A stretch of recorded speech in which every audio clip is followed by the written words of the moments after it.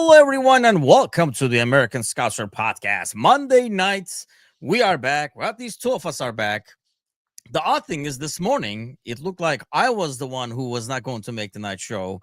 And then, when you do this as a passion project and when we have real jobs, things change on the fly. So Gally is in traffic cussing out a storm. I just got done doing that, so I made it in time.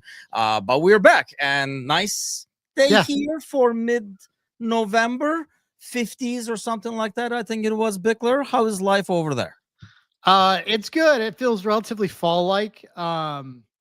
Geez, what an emotional roller coaster today. I mean, for those of you that aren't in the admin chat, which is basically nobody except us, it was a real ride, between you being out, Gally being out, and you guys not wanting me to fire up, the podcast at 9 p.m. when you guys got here and spend 8 o'clock hour talking politics to our I crew. think you scared us straight when you gave us some topics. Somebody's going to discuss.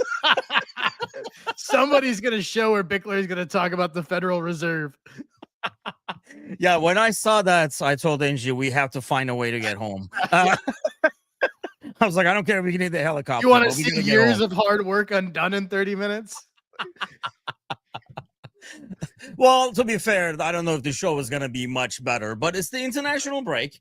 We talked quite a bit about it actually this morning with the Polish Prince as well. He had to run out. Hopefully the Blue is okay, by the way. He had to take Blue to the vet and stuff. But the international break, it feels like, let me get your take on this. We know I am going to name this topic like...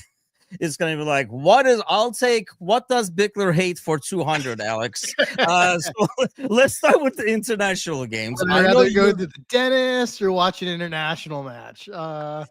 Did it have a different feel this time? Because normally we're like, can't wait to get Liverpool back. But I think a part of everybody is like, I can use another weekend off from Liverpool at this point. Yeah, I think the only thing that makes Liverpool, like me, want Liverpool to come back right now is the fact that I'd like to talk about something different than what we've been stalling on for the last however long. Yeah, no, I was ready for the break. I think the other thing that makes this international break feel different is that there's dare I say, some sort of drama to this, considering the fact that the following teams are kind of finally nailing their places in the World Cup, right? The final pieces are coming into play, which I think is obviously the best of the international thing until the cup happens.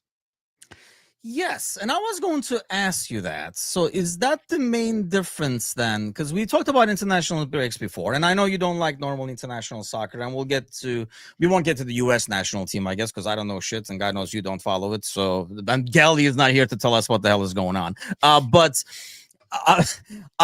The thing in the past is, you're right, these games do have a bit more of a morning. I mean, I do follow the Turkey national team. It's a young group that's kind of fun to follow right now because you can see kind of it's progressing. But do you think, because you do enjoy the tournaments, correct? Yeah. Okay. So is it just... in the past, when we watch these national games, especially in October, November and stuff, I think you're watching a lot of games, aside from the Turkish national team. When I watch games, even if it's our guys, I'm just watching so he doesn't get injured. I'm looking over him, if you will, so he doesn't get injured. Do you think that's why it's different when it's tournament time in summer? We don't care anymore because he'll be back for August anyway, even if he does get injured. So that worry is not on the back of your mind. Yeah, I think that's part of it. I think the main thing is it's just a quality of play thing for me in terms of from a neutral third party standpoint. And I think a lot of people love the national scene because you can be fervently patriotic or whatever you want to call it in terms of following your country. And my thing is at the end of the day, I want to see teams play football, and it's not very compelling or fun for me to watch Portugal whoop up on Moldova 9-0. You know what I mean? And I think I just made that second country up, but you know what I'm saying? Essentially, you combine Malta and Moldova. It was interesting. Yeah. I like that, man. Yeah, that's where I plan on retiring when I'm 55. I'm getting out of here to that place. Cost of living is a lot lower. I bet. Yeah, especially when you make it up, you can just write the red rules. You can make up your own currency and live forever. Yeah, for sure. So let me ask you this then: for the tournaments. Because I was talking about this, but I think it was after Polish Prince. Let me ask you this. Where are you at with, because obviously the biggest argument now is the European mess continues, like teams like Turkey, actually including Italy. That's the huge drama, really. It's not going to be who's first. The drama mostly has been who's second to go to these playoffs, which will be exciting to watch to a neutral like you, because it's one game, Yep. a lot on the line. They did increase the number of teams, but is it a shitty setup where we might lose out on, well, Turkey for one, but like Italy and stuff, and see Bolivia trot out there with all their losses? Yeah, I do. I'm a little bit fearful of that, but at the end of the day, I think also the thing that bothers me is more matches for these guys. Like just True. in general, like we just keep piling more fixtures in. So I mean, this is the whole, like, I think this is the argument against any tournament. Like everybody loves a underdog, Cinderella, long shot, small team. That's a huge story. But at the end of the day, when we get down to the brass taxes, nobody wants to see that team in a Final Four or Final Two in a tournament. Like that's the bottom line from a rating standpoint, and also from a fact of typically it's not competitive. You get to a level where that team just gets overrun at some point. Not only that, I think maybe is it the style? Because I mean, I think you would keep rooting for the minion, if you will, to keep pulling the upsets all the way. But in most cases, they're not doing it by playing really open, open game. It's usually like defend for your life and hope for a counter or make it to the penalty kicks. What do you mean? Like, what was it? Greek in summer 2004? Yeah, in the Euros. Yeah, 2004 or whatever. And they just 1-0'd it all the way through. It's the most horrific thing I've ever seen. Yeah. And I think that's what basically, like, I don't care if the powers that be, whoever has the rights to it, makes money in terms of ratings, but I think, in terms of the quality you watch and stuff. Well, here's another thing. Let me bounce off of you, because I was talking about it this morning. We had like the older crew in the morning crew. So it was like a good old fashioned old man bitching session more than anything else. But growing up, I mean, you're younger than I am, but don't flatter yourself, not that much younger. But growing up, it felt like there was a huger gap the World Cup was a lot more fun because there were very unique different styles. Yeah. So 100%. I always loved World Cup a lot more than the Euros, because you had an African team playing their way, you had a South American team playing their way and stuff. Has that kind of semi disappeared? Which is why I feel like Bolivia should not be there, because they're not like really bringing a South American flair anymore. I do think so. I think there's a lot of I think everything is just globalized more in general. Like it's easier to travel places. Everything's more networked. I feel like all of Europe's football has sort of consolidated itself to like a cluster of like 12 to 18 teams across 5 leagues, like that all. And then of course those managers are kind of changing clubs in that group, which leads those styles to kind of like pollinate like seeds in different like leagues until it becomes like, you end up getting 2 or 3 prolific styles that you usually fall in one of those baskets in terms of how you play. And then you got the occasional dinosaur out there still playing a 4-4-2 and your buddy Sean Dyche and bringing up the rear in some of these leagues. Yeah, I mean, Brian says everyone plays a variant of 4-3-3. And I think, not only the formation wise, it's just like, you had, I don't like say like South American teams play with some kind of like flair. The African teams play differently. Yep. And you can really tell, like, as a person who maybe regularly watches European soccer, you could watch a game, you'll be like, oh, wow, these guys are almost like playing a different game kind of a deal. Oh, yeah, for sure. I think the Brazilian thing was really kind of influenced by futsal and a lot of like the beach games there, you know what I mean? That you see, like, I think theirs was really cool because it was the equivalent of like street ball, right? But like they brought that sort of gamesmanship to it. You don't see, I mean, I feel like so much of that is coached out of players. Like you go to an academy, and the academy route is so prevalent now that essentially you coach a lot of that out from a technical level, right? Because a lot of it's technically trash. Like you don't like a lot of like, you know what I mean? Just because you can doesn't mean you should. And that applies to a lot of that, right? So, I mean, and then of course you just got the Portuguese that are just well-versed in throwing themselves on the ground now. Actually, that's a good point. That's probably, it's almost like looked down upon, right? Yep. Stop making moves and pass the ball kind of a thing. And I think that's probably part of it. And yeah, and I do feel like technically maybe the European game has evolved a bit more, similar to seeing a lot more good European players now in the NBA, for example, right? You had like one or two guys. Now you look, every team has like a bunch because they were always had the technical, but it's almost like it's a different scenario there. I realize that maybe they're getting a bit more athletic now so they can play for the NBA. But in terms of like the other one catching up, makes the original not look as different anymore. I think it just has to do with the game evolving. I mean, when you look at basketball, it started with the Europeans coming over and being able to, historically speaking, like your shooting guards and your shorter players were your guys that shot your threes, and they did it sparingly, right? Analytics came in and said, hey, statistically, it's better if you hit more threes, and then teams became like interested in that. European basketball already translated great to the NBA, and you had these big guys that could shoot. Next thing you know, 7-footers in the NBA are shooting threes regularly, and the game has evolved. I think the same thing has happened in world football, where essentially everybody got bigger, faster, stronger, and the game is predicated on so much pace at the big top levels in the top 5 leagues across Germany, in the Bundesliga, in the Premier League specifically. Those teams have been great, predicated on just pace, where everyone is bigger, faster, stronger. Same thing when you look at Real Madrid's front line, which is built on blazing pace the last like 5 years. And I just think that the game has changed to be so predicated on pace and power that the idea of hold up play and trickery with that is completely gone, because you'll just get blasted like in these more physical leagues. Is the game better for it or worse for it is what I can decide. Because when you watch some old footage, by the way, we just watched it, for example, there is a documentary on Netflix right now, Lefter, who is like a famous Fenerbahce player, Lefter. It's not a lot of soccer. It's probably not enough soccer. It's a lot more his like life, love affairs, and like stuff like that as well. It's more like a biography than just like the, his sports end of it.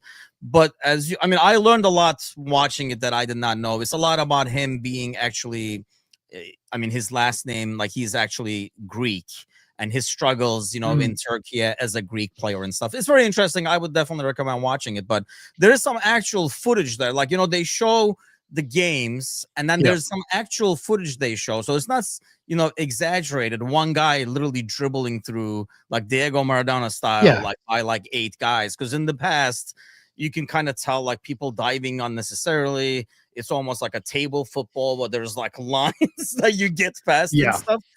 Has the game gotten better for it by eliminating maybe some of the flair part of it, more mechanical? And I think it's gotten better for it. I also think that it's sort of a natural, I think it's a natural evolution in the game, because like in those instances, and we've seen in this in sports across the board, 20, 30 years ago, if you were better, when you were just the best athlete and you were gifted, you could do things to everybody else because you had a set of physical intangibles nobody else could match. Now in world football, I feel like you can have those. You can be that much better than somebody technically, but you can't physically, because they're all at this age with the way strength and conditioning is. You know what I mean? Like you can be a shit player, but you could physically match pace with somebody, and you could physically get them off the ball and take them down, Lee Cattermole style or not, even if you're, that level of skill, really, because he was actually awful. He was just out there lopping knees off, right? Like, so I think and the funny thing about this is in that era of football, like 20, 30 years ago, when you saw that, we would think, oh, well, that's great. We got showmanship in the game at least, right? But we don't think about the flip side, where most teams were playing that god-awful 4-4-2 long ball, and it was just essentially guys battling for headers like the entire game and elbowing each other. Like it was more physical back then, but was it better? I don't know. I just think it's I think it's a different kind of physicality now. And to me, it's better. Yeah, but like I'm comparing, like we're going way back. Like this footage is black and white when this dude is playing. So he's playing actually after my grandfather. There was one picture in there that actually he's there with my grandfather as well. But he's like at the tail end. He's like very young when my grandfather. So this is like 50s maybe is when he's playing there. I think like, it's such a hard argument. I think it's non-debatable that the teams now would crush the teams then, right? That goes without saying. But would it be more fun to watch that as opposed to this in I terms of just watching skill? Not like, I guess we're gonna watch it and be like, yeah, but these guys would smash him. I think that's almost impossible for someone like me to answer. Like if we were to ask your dad, I'd be very curious what he would say. Do you know what I mean? Yeah, Like true. he might say it's a better game. I like it more. It's fundamentally, more enjoyable to watch than these guys that are running around falling over and clutching their faces. Like, you know what I mean? I don't know. Like he may, you know what I mean? Like he may just go full boomer on it. I don't know, but I'm just saying, like, I think different eras, like I think you react to different eras based on when you were born and raised and your experience with the game. Yeah, that's fair. Because I think, like growing up, it was almost like, yeah, I mean, they were good, but these guys would smash them right now, is how you always look at it as the younger generation. And I think that's still true because, I mean, physically, athletes are getting bigger, faster, stronger, and all that kind of stuff anyway. So that's improving. So even if you have all the flares, I'm going to just shoulder you off the ball. And we go back to this, whose rules are we playing with and all that kind of crap. I'm more like looking back at it in terms of, do you want to, like, you see some of that old footage, he's just going at people. I mean, he's just basically like getting past 3-4 guys and stuff, but he's just going at people. And this is actual footage they're showing, like at the end of the movie and stuff. So it's not just like, Hollywood's guy dribbling, but now you have your winger, like turn back, rotate, because possession is so much more important and stuff like that. I think in terms of the excitement of the game, when you watch a random one, I sometimes feel like, man, have we gone backwards a little bit? I think so. I think you can make the argument you lose a little bit of that poetry. You know what I mean? Like, but at the end of the day, this is why those dudes could go out there and get hammered and come to the game like 4 hours later, because the talent disparity was so big. Like I just was so, like, you know what I mean? Like some of these players, like it's almost unfair.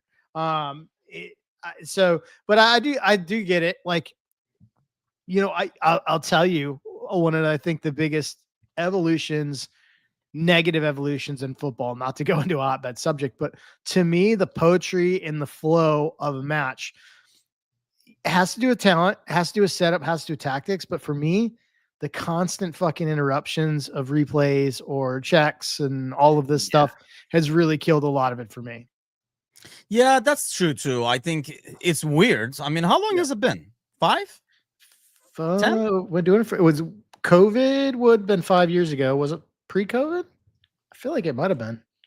Yeah, because I know Europe started a year before, like the Premier League started or whatever. But it feels like I can't even, like, it's been so long that I can't even remember. We need the chat to come goal the moments it happens. Like, we need the chat to come through. Where's Surzy on the Google sticks when you need them? Actually, I can go downstairs and ask Stitch because he can tell you. Yeah, man, we used to get a snack like that. Based on my previous pant sizes that I've grown out of, it looks like it was 2018. Yeah, that's probably a good point, actually, the pace of the game. But it all goes back to how much of like people rolling around, holding their faces, that stuff becoming, I think, a lot more than similar to, I don't know, like, was it more like American football where that stuff is like, dude, don't be don't act like that because you're kind of like supposed to be more of the tough guy. You're supposed to tough out injuries and stuff like that. Whereas you see, like we see with the NBA now, people flopping all over the place. I saw a couple of guys flop yesterday in NFL, by the way, and they're horrible at it. So I was like, you need to take lessons or something, dude, to get like an unnecessary roughness call or something like that. But it was like a second, like a lag reaction, and you just went like slow motion and stuff. But is that part of it, you think? Like, back in the day, there was more focus on being the tough guy on the pitch. Yeah, I mean, I think the thing is we potentially didn't see it in certain leagues as much, right? I think the South Americans have been at it for centuries, probably, and like I think the Portuguese and the sort of the Portuguese influenced countries in South America, specifically Brazil, tend to be the worst defenders. I mean, Argentina is awful at it. So I mean, I think eventually that sort of globalized across the way. And I think really it just like basketball, it's really like low risk, high reward. And as long as that's the case, it'll happen. In football, there's not a ton of benefit to it because A, they have better replay systems, and B, in likelihood is you're probably really fucking hurt. like I mean, you don't see dudes faking injuries because it's a sport where you're purposely trying to knock players out of games and stuff.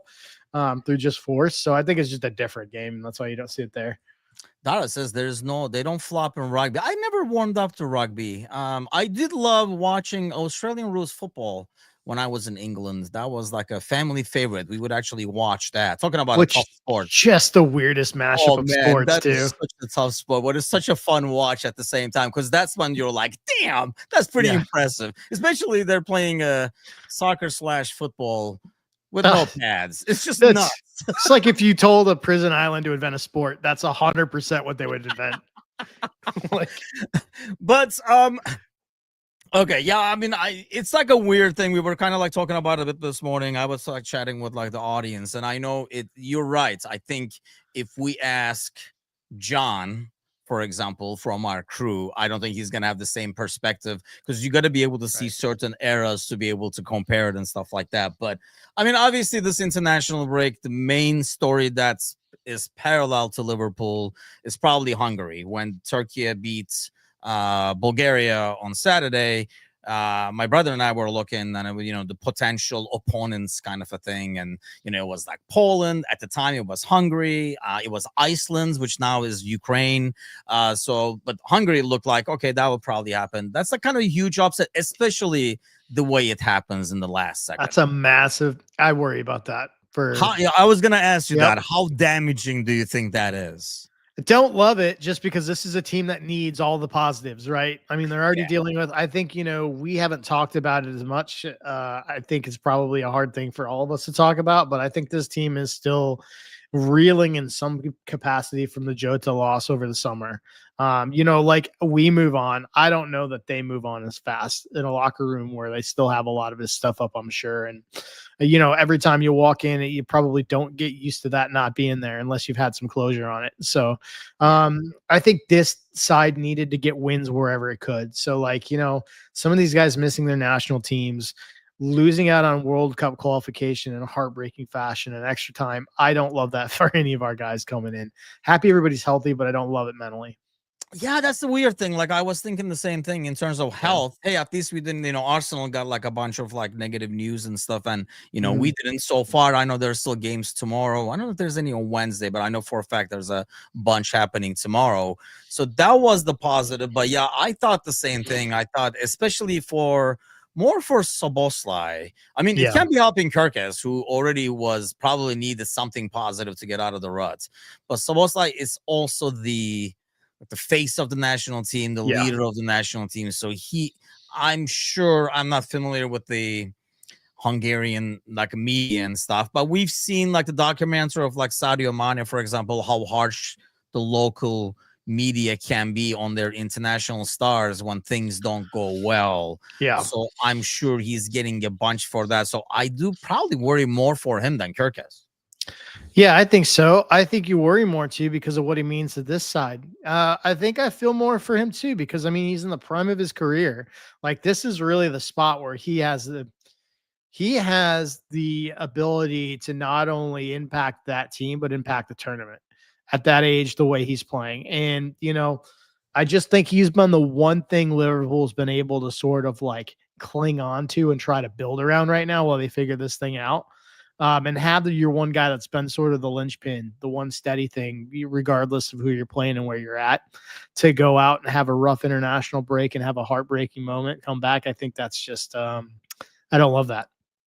Yeah, it is kind of, that was my concern as well. And that's probably, it sucks that it happened to probably your best overall player this season. Right? Mm-hmm. Like the one that has the most positives, has man of the match performances at right back and stuff like that. So happening to your word, like probably out of all the guys, he probably had the best morale going into this and now goes back. Alan says, I love Souness at Liverpool today. I don't think Souness, Vinnie Jones, and those guys will last more than 10 minutes in the games right now. Because those were the days. There's no way. I mean, they're getting a yellow card and getting yanked, or they're getting a direct red. Let's address this because I find it, obviously, they were talking about Semenyo, they were talking about Wharton and stuff. I just find it really fishy that all this stuff is coming out on a no news week. Where's the international break? and a lot of writers and journalists are trying to drum up some business, if you will, with clicks and what have you. Yeah, timing's fishing. I will say that Semenyo has not gone out of his way to speak negatively about this, though, because this has been out for a couple weeks now. I mean, look, there's probably journalists tying the dots together. We know we have a good working relationship with Bournemouth. We know we were interested in Semenyo last window. We know we have a right winger who may be problematic and no longer part of this team next year. We know that particular right winger is going to be gone to AFCON in January, and Semenyo is not going to be. So, I mean, there are a lot of things that make sense. I think my big question when I look at it is like, does it make sense? Sure. Would I love it? Absolutely. Do we have the money for it? I don't fucking know. 65 million after this last summer. Like, there's some reasons why you make it work. Obviously, from the talent standpoint, yeah. The also fact that he's a really important, this is like something that is really, he's a homegrown number, and that's big. Right? That is big. Yeah, that's a huge factor, right? That would almost, cover the pricing difference in some ways. Yeah. But I guess the bigger question is, I mean, somebody was asking, I think it was Ozan asking in the chat this morning show. And yeah, I mean, I think we're on the same page there. I exactly agree with you. I think it'd be huge, a guy who can play like multiple positions and stuff. But I guess when I say those multiple positions thing, we have been talking about over the last few Mondays, or several months, in fact, as well. In terms of like a lineup and a formation and a post-Mo world kind of a deal. Does he fit that? Not traditionally, no. Because he fits into a 4-3-3, and if you're switching out of a 4-3-3 into some version that fits, that's the thing. Like, he doesn't fit in a formation that that naturally fits Wirtz, nor do a lot of the other pieces. And I think that's the big thing, right? If we move to a 4-2-3-1, great. You know what I mean? I also am curious, like, thoughts, Tim? Do you believe that this is a club? Do you believe that in this conversation with Arne Slot that he guaranteed Wirtz a spotted 10 spot? I think so. If you're having a conversation, you didn't say, I mean, you basically convinced him that he has a set and a very specific role in this team moving forward. Sure. Yeah, and I would assume if I'm Wirtz, that's more of a 10 spot as opposed to I'm going to throw you on the wing. For a guy that was playing that position. And I know we talked about, how he kind of like occupies that space towards the left if he plays central, but definitely not a winger. So if we play with 3 attacking mids, you would think that he would want guarantees to be central in that 3. I would think so. Okay. I don't know. You didn't even want him. I mean, because I look at like the City game, right?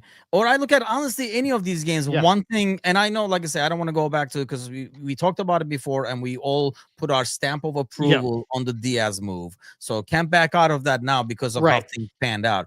But I feel like we don't have that guy on the team, that guy that can cause chaos by himself. Because Mo is not that guy anymore. You had a Diaz similar to what Doku did to us, similar to what Semenyo did to us. A guy who can get the ball and just go at you and cause trouble. Sometimes he doesn't even know where he's going, like Diaz, like Doku and stuff. But on the flip side of that, I don't know if Slot looks at that and like, his blood pressure goes up because it's not... that Dutch, it's not very controlled. I think my biggest fear is that we made promises to him about a position that he's not the best in, and that's going to continue to be a square peg that we're jamming into a round hole. That's my biggest fear, just talking out loud. And I don't know if that's the case or not, but I do fear that because I see him in the German setup. He's playing on the left. I see him in the club setup last year. He's playing on the left. And does he take up central positions? Absolutely. But his starting position is always on the left with the ball, and he drifts into those central places. He can play I genuinely hope, and I'm afraid that we've made a commitment to him about something that we're not going to be able to make work because it doesn't work. So if you did, to accommodate that, let's say you did 4-2-2-2, right? Because we felt like that still works. He's not central, but he's the attacking midfielder that's towards the left. You can have Szoboszlai as the attacking midfielder towards the right? Ekitike and Isak up top. And once again, this is a great starting 11 that has absolutely zero rotation because I can't put Jacko anywhere over there. Right. You can't rotate. You got to change over there. Yep. And that's the problem is like any way you cut it with these players, if you want to rotate, it involves changing the formation. Yeah. So it's not a like for like change, but do you think so? Semenyo would necessarily be just a winger for you, and you wouldn't be able to use him in any other role. Right. Like he works in a 4-3-3. I think in a 4-3-2-1, you could get away with him on the left as an attacking mid, right? The thing about Semenyo I don't know about is can he commit to doing the defensive work that would require? Yeah. I don't know. I don't know. I guess my biggest problem is it feels like I know how you feel about this. I feel like the quality is there. I'm not saying like we need this. We just need to find a way to make this work the best parts. It feels like you're mixing the bowl and you finally found like a good mixture. You got the texture going, and somebody is like, "Hey, how about a little bit of Semenyo in there?" And then you're like, "No, I just fucking got it. Yeah, I just got it right." Yeah. Yeah, no, that's the thing. And I think I think so much of this hinges on what the long-term plan is for this thing formationally. And like you can't continue to do this, we're gonna adjust it game to game thing, because like, that's the thing that made this thing work last year is the fact that you had some cohesiveness. You lost a lot of that over the summer. You got to find a way to get it back. So that's the thing is how do you get that consistency back with the core group of players that you can rotate without having to put yourself in a position where you're asking them to change wholesale tactically and formationally mid-match? It just, doesn't make sense. Because I just look at these names and it feels more like a different answer to the question. Because we mostly have assumed, based on the quality of the players we've signed, goes back to what you're saying, it's the familiarity and the consistency we need. It's going to take some time. If you're saying this squad needs Wharton, this squad needs Gahey, which it does because we're short on center backs, but Gahey probably is not the best example. Or if you throw Semenyo in there, you're not saying we just need cohesion inside. You're saying, this is not working. Like we need something else in here.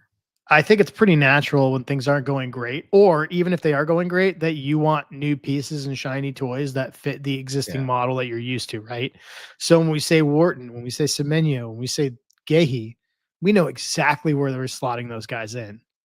And that was the thing. When we said Wirtz, where the fuck were we? Where were, when we said Carvalho, not a very different comparison, very different like rate of return and money involved, but same thing. Where do you like Harvey Elliott? I remember we spent the whole summer figuring out we're gonna play with a 10. Carvalho can play, and then he comes out and trots him out at left wing. Right.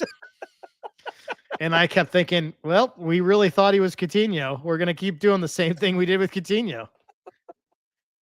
Brian says first we need to figure out how Isak, Ekitike, and Wirtz can work together on the pitch. And that's, I think, where I'm at when you're saying, hey, adding more pieces to this, you're basically saying this is still an incomplete project. Right. It goes back to what you're saying. You would have thought when we spent this money in the summer, we all kind of said, hey, you know what? We're probably don't expect anything to happen anytime soon unless we move some of these pieces.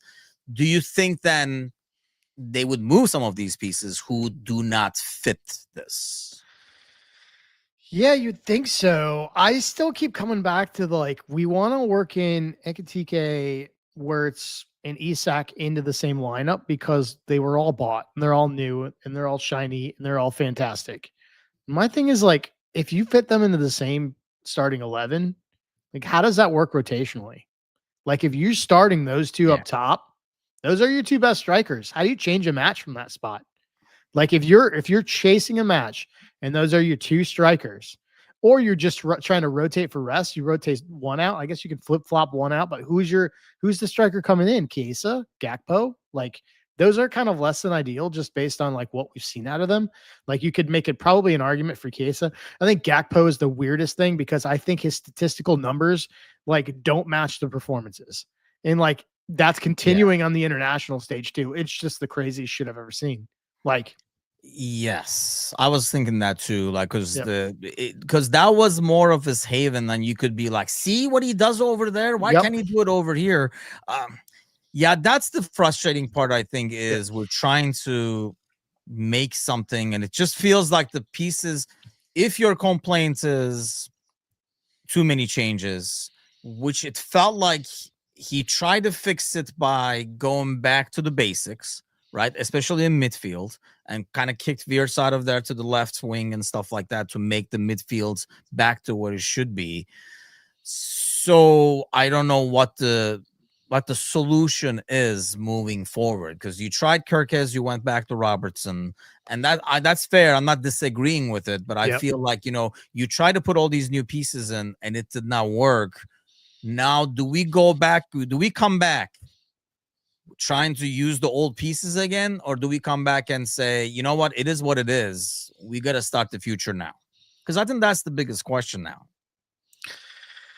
Yeah, I think the Kirkes thing is the thing I'm least worried about. I think Ravo is a great thing because it stabilizes the back four with Van Dijk right now until we can figure out a way to play Kirkes in a way that doesn't just automatically trigger the press every time he gets the ball, right? And I think that's something we can sort out over time. I'm not as concerned with that. I think the thing that concerns me is when you have all these pieces. Look, you're not spending that kind of money to slowly work these guys in. Like, they're expected to plug in and come in and make a difference right out of the gate. And I think you run the risk on some of these dudes that if they don't play in these matches consistently, you're going to run into a situation where they're out of form and out of fitness pretty quickly. And then that is a tough thing for any of these top guys. Like I think that's part of the reason why like Mo just wants to play every minute, every match, is because he just gets in a rhythm and wants to keep that. Right.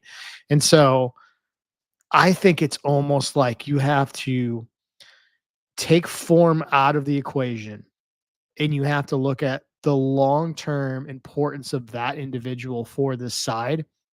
And you got to pick your 12 off of that. Right. Here are the 4 dudes that I'm looking at going to be here for 2 to 3 years that we need to build around in each level: midfield, defense, up front.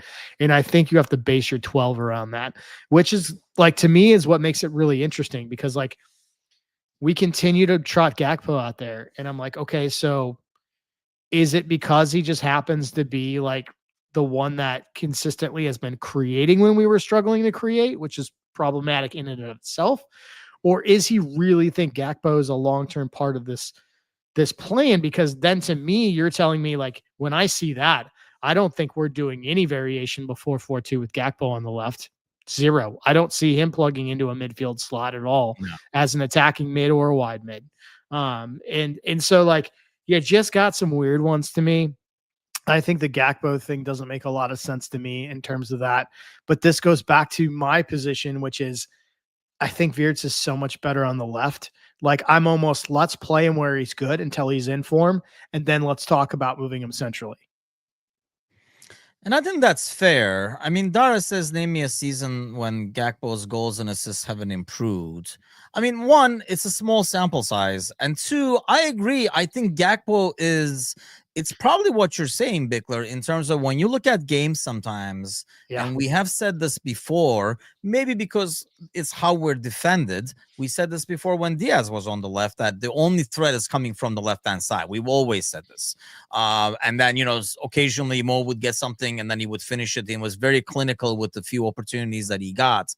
But the attention paid to Mo's side benefited whoever was playing on the opposite side. Yeah. I just worry that with the less speed that Mo has, or maybe the poor form, the less attention having to be paid to that side psychologically is hurting the other side as well. I think that's true. I think Diaz kept a lot of teams honest, right? You couldn't cheat because like you knew he was just going to come at you with blazing pace. Like a runaway stallion. I also think like the Gakpo thing is this just the opposite of the Jordan Henderson argument, where Jordan Henderson got shit on because he did all of the things that don't show up on a box score and all of the things that you love if you're involved in football management and tactics and know what's happening. You love that. But the same thing is Gakpo's the polar opposite, where he's going to get you a goal and assist and you didn't see him for 85 fucking minutes. Yeah, because I think that's why I have a tough time plugging in Gakpo anywhere. His defensive work rate is very, very poor. In most cases, very, very poor. And I think he's made Kirkes' life very, very difficult. I still keep going back to this. I know Serzi is in the chat, so I'm sure it's music to his ears. But Kirkes behind Sadio Mane has a lot easier time that or Sadio, Oh yeah, or behind Diaz has a lot easier yeah, time than Kirkes behind, Gakpo. Not that Kirkes has not made mistakes, but definitely has not made his life easier by leaving him out to dry at times against two players or being overloaded on that side. So you can't play in midfield. He can't play in the center because he couldn't. We had to push Diaz to the yeah, center instead. So but goes back to what you're saying and what probably Dara is saying. When you look at the numbers yeah. of your team, and if you filter by goals and assists and stuff, you're like, hey, yeah, this Yeah. guy is gonna play. But then everything else, I don't know if it's hurting everything else. I feel like you had to go back to your default midfield because that's the only one that can kind of support a trio of Gakpo, Mo, and like Ikitika or Isak in front of him. Oh, it also goes back to what Gally was saying, where it's like you can't play a midfield with Virts and Maka in it, right? It doesn't work. It's too small. It's too slow. Like, and so then you're stuck with Soboslai, Gravenberg, and Virts. Where do you play Virts? How do you rotate that, right? Like, so you're rotating Maka and Virts essentially. Like, I don't know. It's just whole thing's fucking problematic, man. It's like a Rubik's cube. You feel like you got it sorted at one spot, and you're like, oh shit, this thing doesn't There's work. the yellow white square. Right. Or they can't play 3 matches in 9 days. Like, you know what I mean? Like, JB is back, still celebrating the Irish victory, putting Kelly back on left wing. Yeah. What a win, though. What a win for Ireland. That's amazing. That's crazy. Yeah. And I say, I don't know if they complain. I didn't watch the game, so I don't know why they kept playing after the 5 minutes. I don't know if there was like a Hungarian guy laying around like after the 91st or something like that. I didn't know. I only watched the highlights of that game, but I did notice, and I was like, oh, I bet you the Hungarian media is complaining about that kind of a deal. But I'm sure Jamie watched it, or anybody who watched it can tell me if it was legit that they added another like 30 seconds or whatever. It's not like they added a lot. If that ball was cleared, I think it was over. They never properly cleared. That's is basically what happened. But yeah, time waste. That's what I kind of assumed, that they were kind of milking it after the 90th. And I will say I do love a good team losing on time waste. Time waste, and then they having it like it feels. There's nothing that feels more like justice than that. I'm telling you. That's and somebody who's showboating when they're up on FIFA, on PlayStation, and then you come back to beat them, and then now you can make the moves. I thought you were going Rick Carlson there.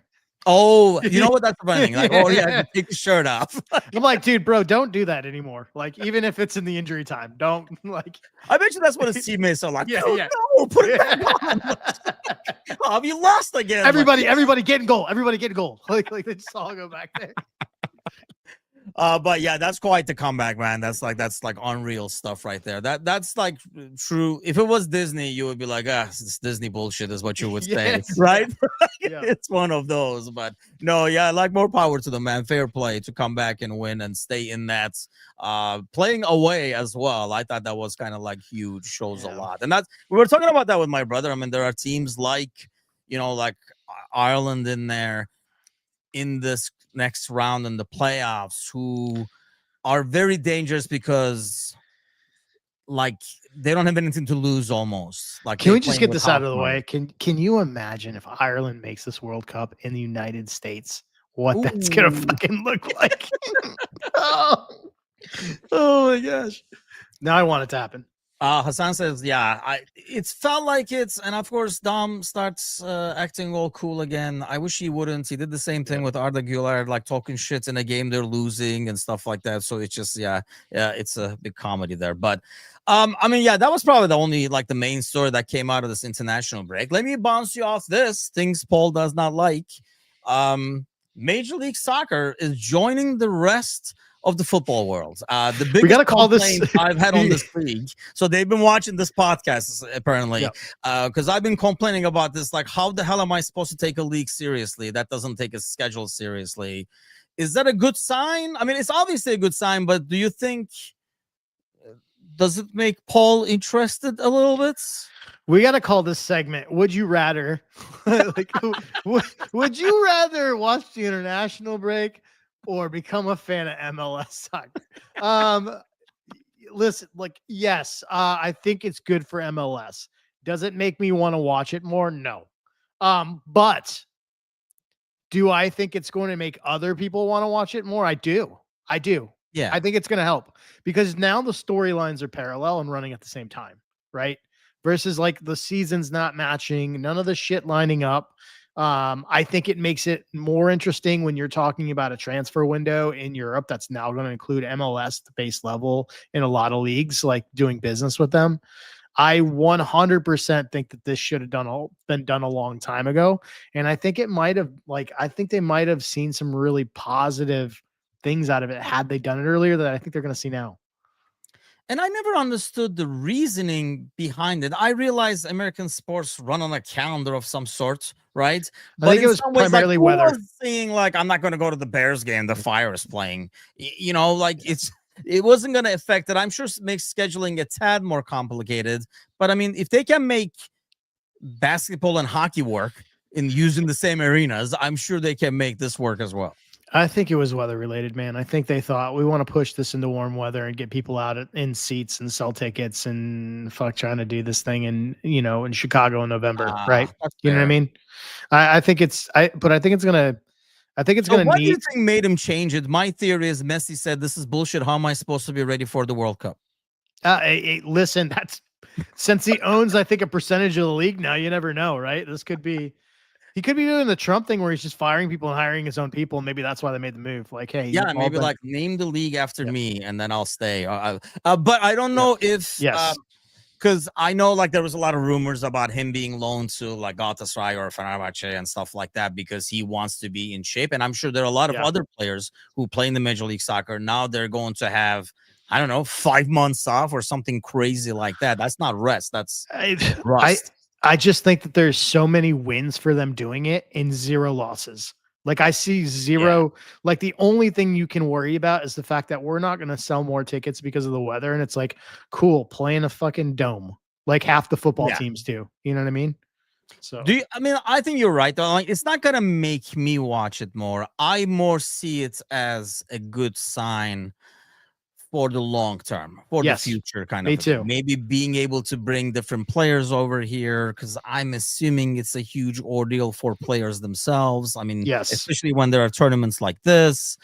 And Yeah. maybe in the long run, it will be taken a bit more seriously because it's not now. It just feels like, and by making the schedule, Mhm. look, I don't know if the Saudi Arabian League is taken very seriously too, but they have the money and they act like they want to be part of this ordeal. Whereas Major League Soccer wanted to be taken seriously, but played in their own room and didn't want to come out and play with others. So that's not going to happen.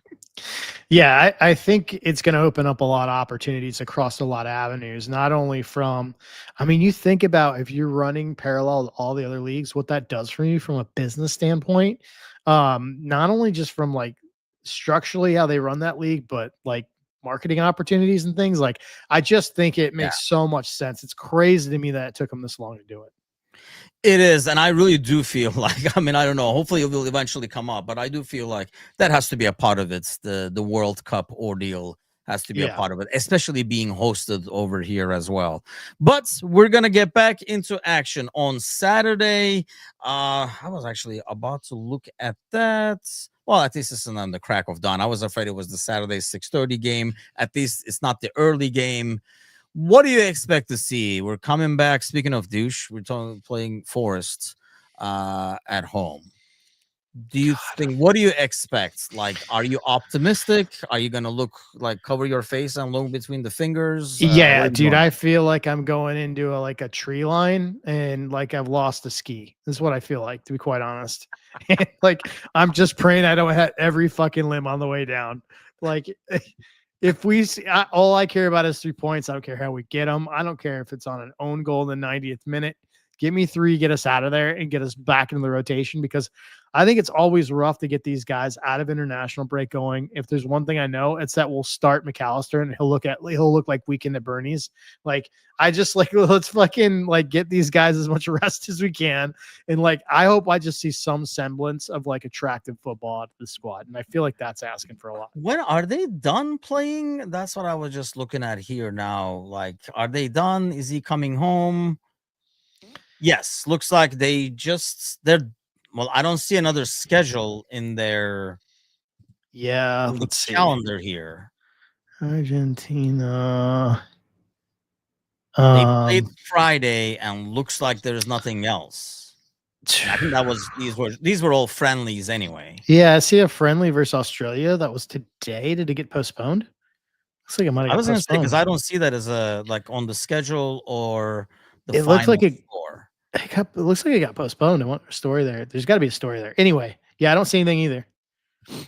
Jamie says, "Bring back the international break." Said an Irishman for the first. Well, I'll be honest. If the Forest game doesn't go good, Turkish, Irish, Luxembourg, we're all gonna be wishing That's for like the international break back.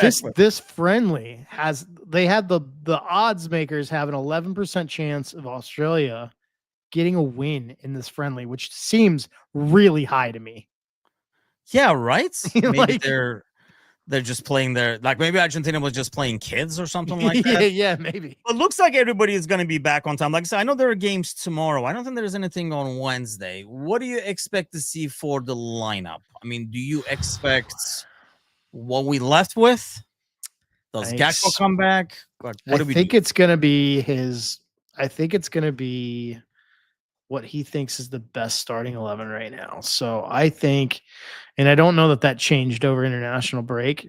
So I would expect to see. Ali should be back Okay. in goal. So you were thinking Robertson on left, Mm-hmm. Van Dijk, Konate, Bradley. I think the real question is, out of the three players, which two do you think start here? McAllister, Gakpo, or Veers? I would think two of those three would start, but not all three. If you ask me, I say Wirtz and McAllister. Which leaves Gakpo But out. I think it would be Gakpo. Nothing yet, Dara. Knock on wood. No new injuries that I've heard of that concerns us, at least. Yeah. Do you I think mean, Gakpo that's what comes back? Though I have a feeling Gakpo starts back on that thing. Yeah, that's my thing. And like I'm with you, man. For me, it's Maka and Wirtz, but then you're doing the whole thing where you're playing Wirtz left, right?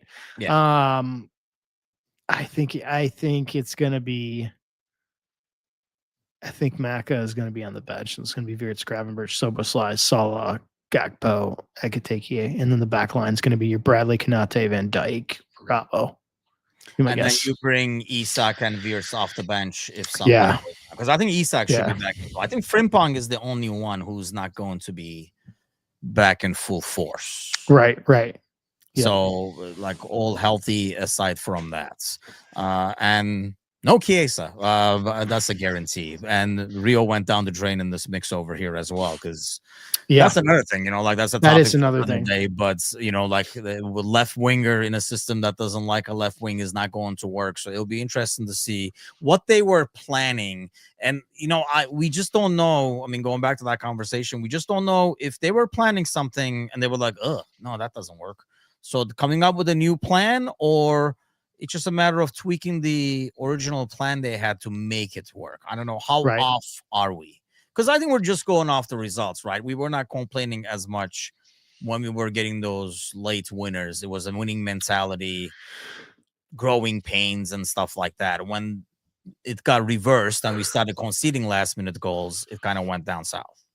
Yeah, and I think there's a big difference between us winning late last year and this year too. Us winning late this year was because, frankly, we played not well. And I think last year we had a few times where we played well and got behind through some, bad luck and bad bounces and came back and got back in the mix. But I think these wins at the beginning of this year just felt different to me. I think we were talking about it we're optimistic, right? Because this is the worst it's going to be. They're figuring it out. Turns out we were fucking wrong. This is not the worst it's going to be, right? So I think in some ways, yeah, it felt like in the past, like last season when we were winning 1-0, 2-0, it was like, well, it was well-deserved. Should have been more is, I think, what we were saying. Whereas this year, it was more about we got away with that one. Yep. Points and got away kind of a deal. But, man, it's a run of games that can go really, really well for us. 100%. Makes this game very important, because if it doesn't start off right, I don't know if it goes well. I think the next 3 weeks make or break this season for this team. What is your prediction for this game? I'll go with the Timucin 3-1 special. Timucin special 3-1. You know what? I'll double up on that. What the hell? Yeah. I don't think we have faith still in not conceding from like a set piece or something like that. No. But I will go with a 3-1 as well. I think it was Jamie is putting 2 assists for Wirtz. I just want like a positive performance. I know like earlier you were saying you didn't care how, just 3 points. I think Jamie might be saying 2 assists. important Wirtz than got 2 assists today, I think. Oh, really? Yeah, he did. Who do they play? Somebody shitty. Who? I can't remember. Who? Was it Luxembourg? No.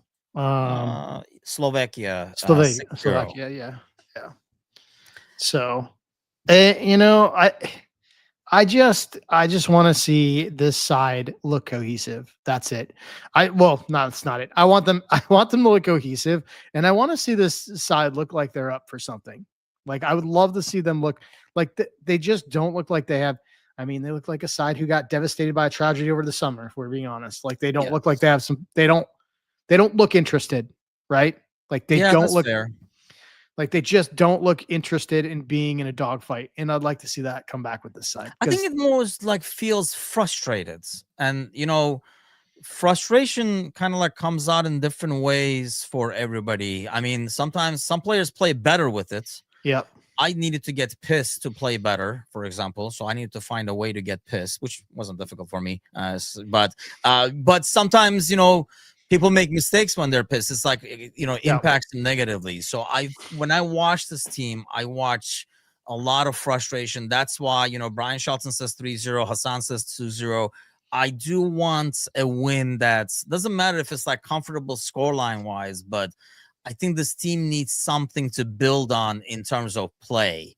So I'm hoping like it's a well-played game, not just like a 1-0 win in the last minute, because then the storyline in the background is going to be like, they still have their issues kind of a deal. Yeah. And like, you know, if we win 3-0, that's great. Like we'll take the 3 points, but like I don't feel a ton better if we win 3-0 and we play like shit, because I got to worry about the rest of the season. Like you know what I mean? Like I want to see them really see them win comprehensively from the beginning to the end. Yes, I think so. I mean, something to build up on. I think that's the biggest thing. But I don't know if them seeing the ball go in is enough to build up on, because they're going to be like, this freaking XG that is a huge favorite by us, by some. It's easy there. But that is like paying off and finally actually giving results. Actually, I'm a huge Stella fan, Dara. Oh, really? See, that would get me pissed off. I'm more like a Stella guy. You don't like Stella? Nah, it pisses me off. Not in that way. Here we go. The beer snob walks in the door. No, anything in a green bottle to me is trash, because it's most likely been light struck. And Stella's not in a green bottle, is it? Yes, it is. No, it's not. Isn't it an orange? You're thinking Heineken. It used to be in a green bottle. Maybe they changed it to a brown bottle, but it used to be in a green. Dara loves Stella. So Dara, tell us, isn't it like an orange, brownish bottle? Maybe they got smart and put it in a brown bottle. Of beer snob, it's like a freaking Batman signal. Brian Shelton comes around. You're gonna bitch, but if you're hungry, you're coming and Shelton me for food and drink. So no shits, yeah. If I want barbecue, that's what Dara's green. You know what, man? It's crazy. It's like I know beer or something. It's weird. It is weird. Hold on. Are you guys serious? Maybe it is. What am I thinking? Like, listen, literally anything in a green bottle. The only green bottle beer that Heineken sucks. It's terrible. What? Carlsberg. I know we love it for the club. Trash. Tilburg, even worse. Okay. Now I'm gonna have to share this. This is what I know as Stella. I see green bottles over here too. You know, it's the international break when we're the only sharing beer bottles. The only green beer that I will drink in a green bottle is Dos Equis, and I think that's usually because I have 4 limes in it. So it's not even beer anymore. I've just made a fucking some kind of colada shake or whatever out of it. All right, look, there's a picture of the brown bottle. I've always seen it with green bottles. Maybe they're classing it up for the photo. Maybe I get the brown. It's a Turkish special. They're like, you know what, dude? Here's your Stella. They can do anything with AI. They'll believe it. Yeah, see, I'm attracted to that because I do drink Heineken normally. Yeah, that's odd. Now that you guys mention it, I think I have drank it in like green bottles too. But whenever I order Stella, I always feel like this is the bottle they bring it in. So Dara, you do drink the contents, not the container, but the container affects the contents. So I know that's a big thing to process there, but it's true, especially when you have fluorescent lights beating down on it. I know Angel always refers to Heineken as skunk beer. Yes, because she's not a beer drinker either, but the smell of it is totally different than I like me a Heineken. That smell is from light hitting that bottle and spoiling the beer, literally. I'll go with that. You are the resident beer expert, since Ryan is not here either in the chat today. You lived in this world. So yeah, I'll give you what a show for Ryan to miss, dude. He's gonna be so upset that I know he will be upset. Tomorrow he's gonna listen to this. He's gonna be like, God damn it, the one time I could be used. But okay, we're going with a win against Forest. Hopefully we'll be talking about next Monday. Hopefully Gally will be home by then. He's probably still in traffic. Hopefully he'll make it by next Monday's show, back in time home to join us. But do tune in then. Have an awesome week, everybody. The gang is back tomorrow with the panel show, and Rival Bros should be back this week as well. So everything is back in action. Hit the like. Make sure you subscribe. I'm assuming everybody in the chat tonight that I've seen are subscribed, but most importantly, grab a friend by the ear and drag their butt over here, because we are still not at 1,500. We just need a few more people to get to that threshold over there. Have an awesome week, everybody. We'll see you guys soon. Take care.